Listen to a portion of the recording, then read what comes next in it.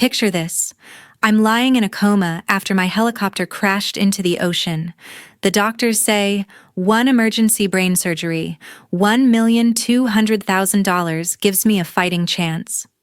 My half-brother, same dad, different mom walks straight into the ICU and says loud and clear, we're not paying for her surgery. I need that money for the big deal. Minutes later, my dad and his wife, my stepmother, both sign the papers refusing the operation that would have saved my life, just so he can grab the $20 million my real mom left me in trust. What they never saw was my lawyer standing right there in the room, quietly filming every single word on video, 100% legal.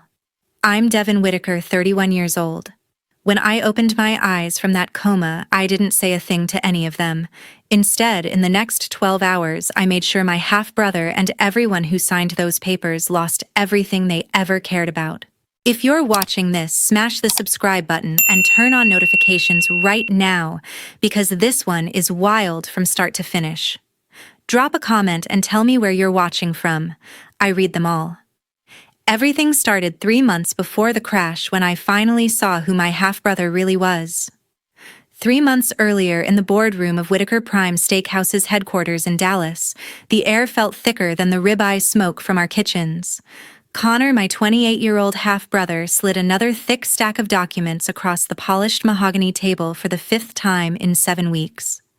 Devon just signed the internal sponsorship transfer. $20 million from your trust to the Whitaker Family Foundation.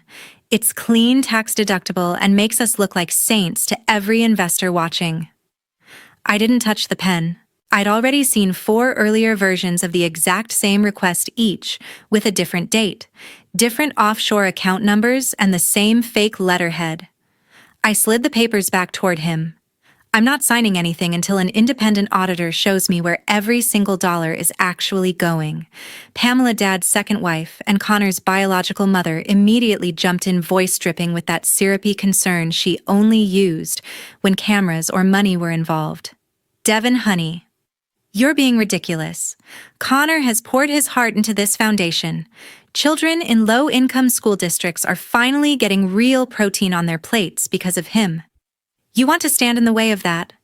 Richard, my real father, sat at the head of the table staring into his coffee like it owed him an explanation. He always went quiet the second Pamela and I started circling each other. Keeping the peace had become his full-time job ever since he married her 25 years ago. Connor leaned back in his chair, arms crossed, flashing the same shark smile he used on bankers and private equity guys.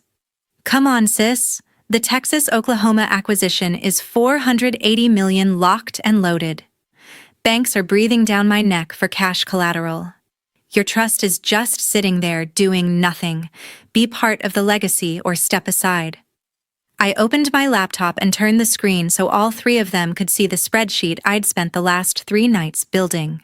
Legacy, funny word. According to Nevada Gaming Commission records, your foundation wired $18 million last year to 3 offshore sportsbooks. All 3 accounts are controlled by your old Sigma Chi treasurer. Care to explain? Pamela's hand flew to her pearls. Richard finally looked up, eyes wide, mouth half open like he wanted to say something but couldn't find the words. Connor didn't blink. He just lowered his voice until it was almost a whisper. Keep pushing, Devon. Some doors, once you open them, you don't get to close. And some accidents happen when people get too curious. 2 weeks later, I found the forged approval emails he'd planted in the company server, ones that made it look like I personally authorized every transfer.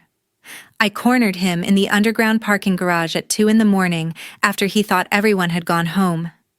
He didn't even pretend to be surprised. End of the quarter, he said, tossing his briefcase into the back of his matte black G-Wagon.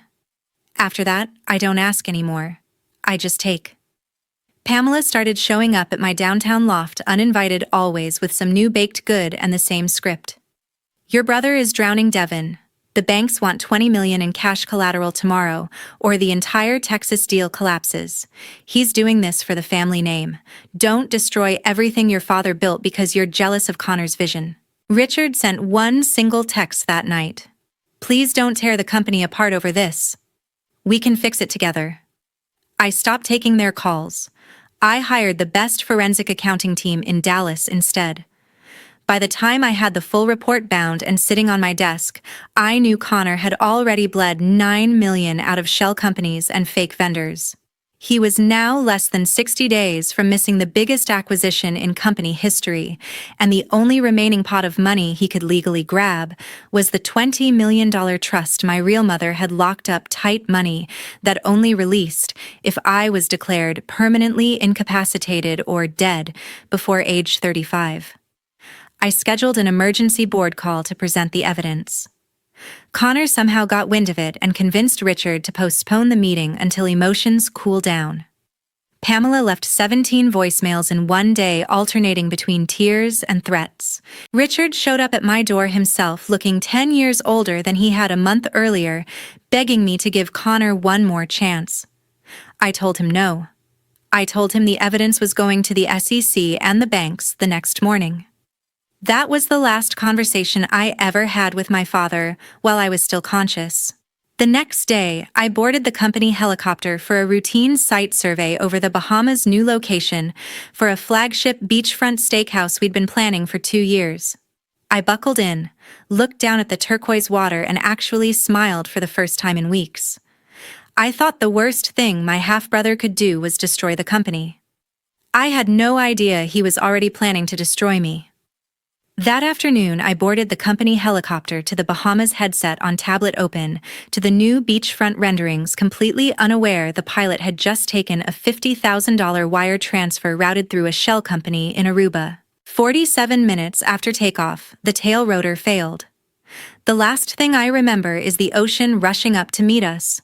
I woke up 8 days later on a ventilator in the neuro ICU at Cedars-Sinai in Los Angeles. Skull fractured in 3 places, brain swelling so severe the doctors had already drilled a temporary drain.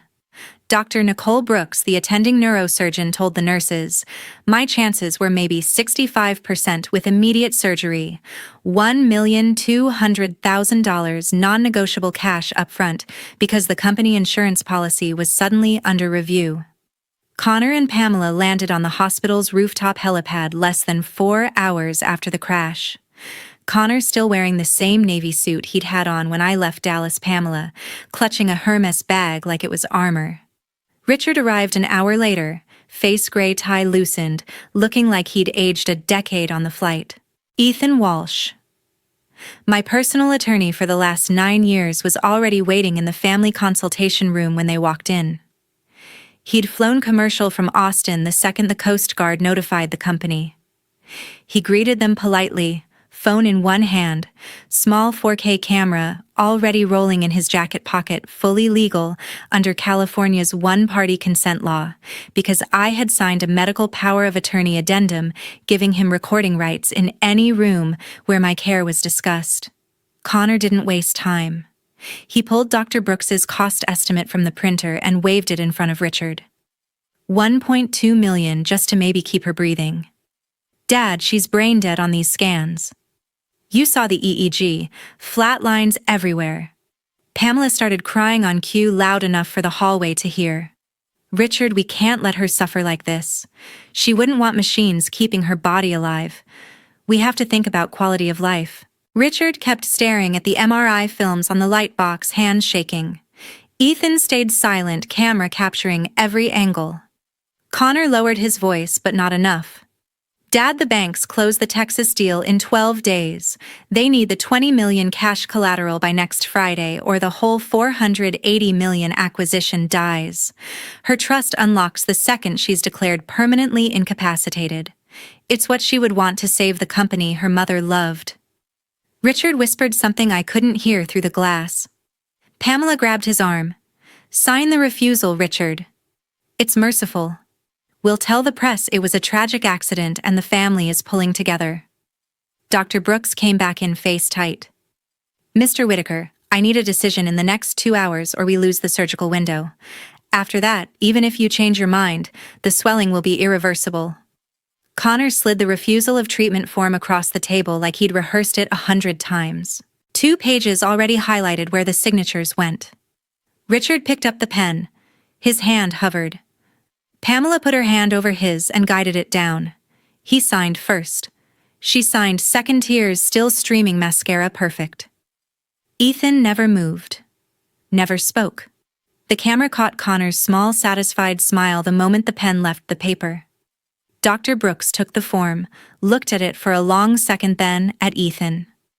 She left the room without another word. Connor turned to Pamela. Call the trust attorney. Tell him we need the incapacity declaration rushed through probate court this week. Pamela was already dialing. Richard just stood there staring at the floor. Ethan finally spoke calm and professional. I'll make sure the family's wishes are documented thoroughly. He slipped out before they noticed the tiny red light still blinking on his phone. They moved me to a regular room that same night. No more monitors beeping urgency, just the slow drip of pain medication and the quiet hum of comfort care protocol. The surgical team was told to stand down. Connor even shook Dr. Brooks's hand on the way out and thanked her for respecting the family's decision.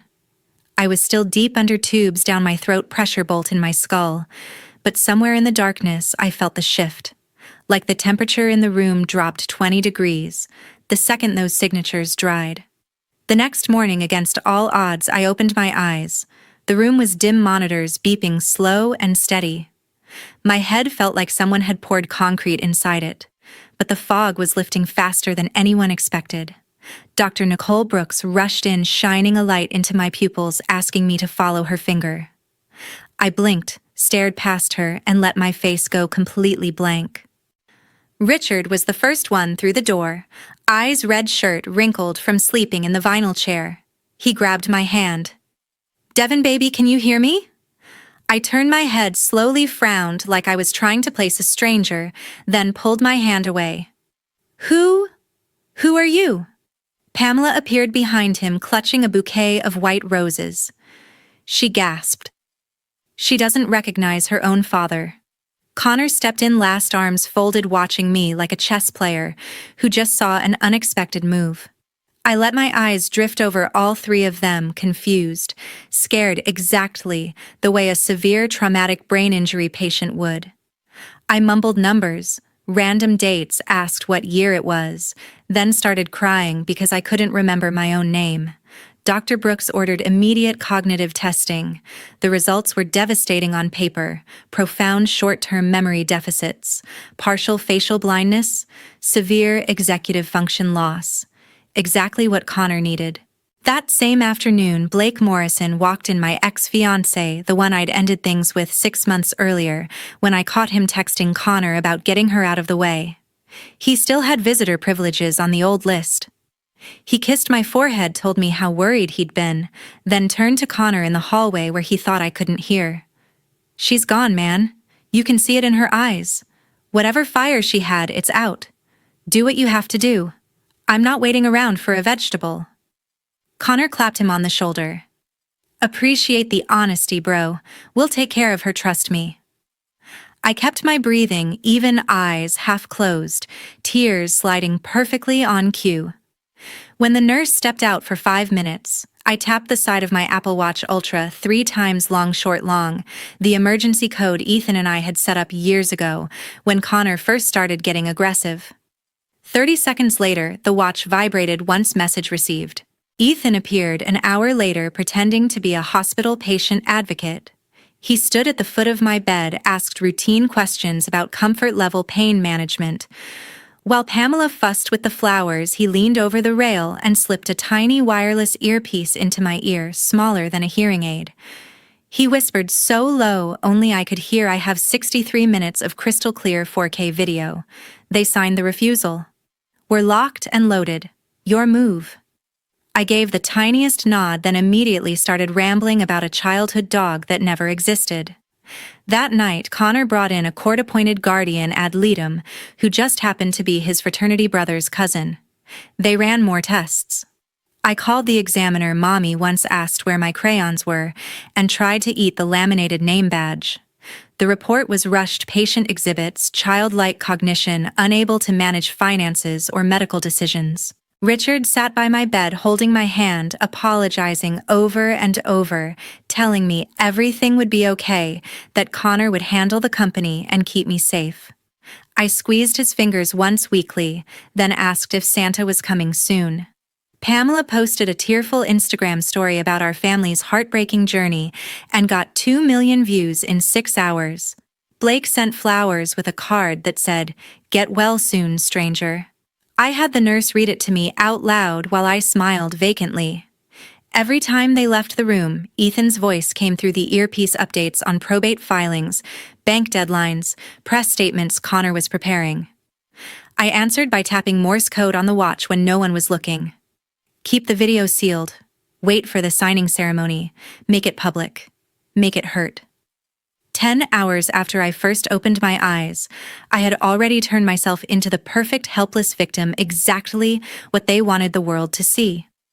And they bought every second of the performance. For the next 10 days, I played the perfect broken daughter, and they fell for it harder than I ever imagined. Connor wasted no time.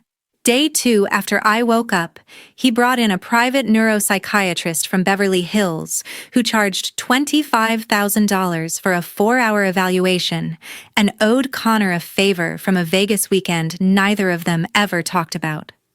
The doctor ran the same memory tests, asked me to draw a clock count backwards from 100 by 7s. I drew the clock with all the numbers on one side and counted down to 43 before I started crying and saying the numbers were swimming. His final report delivered the same afternoon. Patient exhibits irreversible frontotemporal damage consistent with permanent incapacity. Unable to manage property or person. Connor had the guardianship petition filed in Los Angeles Superior Court before Sunset Emergency Calendar ex parte hearing scheduled for Day 8. He paid the expedited filing fees in cash. Pamela turned into a full-time media martyr.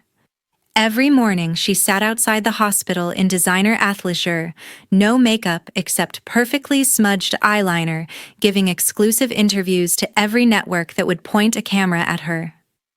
She told Good Morning America I only recognized her on good days and sometimes called her Nanny. She told People magazine the family was preparing to make heartbreaking decisions. The hashtag #FUSH, pray for Devon trended for 72 hours straight. Richard visited once every afternoon, always alone, always carrying the same wilted grocery store daisies because he forgot to throw the old ones away. He sat by the bed and talked about the first steakhouse he opened when I was 6, how proud my real mom would be if she could see the empire now. I stared at the ceiling and drooled a little for effect. Connor spent the rest of his time in conference rooms at the Beverly Wilshire finalizing the Texas acquisition. He needed the $20 million in certified funds wired to the escrow agent by the close of business the day after the hearing. He already had the transfer instructions drafted, beneficiary listed as Whitaker Prime Expansion LLC, routing numbers typed, just waiting for the judge's signature. Day 5, the court investigator came, a tired woman with a county badge and a thick file. Connor greeted her like an old friend, walked her through the private doctor's report, showed her Pamela's viral interviews, played a 30-second clip of me asking a nurse if cartoons were real. The investigator spent 8 minutes in my room. I called her teacher and tried to feed her an invisible cookie. She wrote consistent with profound cognitive impairment and left. Day 7. Connor moved me to a private rehab wing he'd rented entirely, no other patient security at both ends of the hall. He told the press it was for my safety and privacy. Really, it was so no real doctor could wander in and retest me by accident. Pamela hosted a candlelight vigil on the hospital lawn that night. 200 employees in company polo shirts holding electric candles, local news helicopters circling overhead. She read a prepared statement about letting go with love and choked up exactly on cue. Richard skipped the vigil. He sat in my new room instead, held my hand and whispered that he was sorry for everything, that he'd make it right somehow. I squeezed his fingers once and asked if the pretty lights outside were fireworks for my birthday.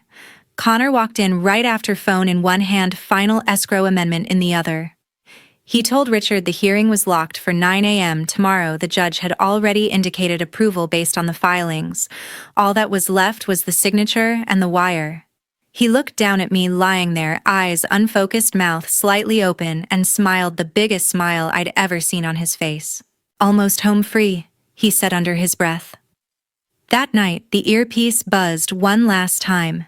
Ethan's voice calm and clear.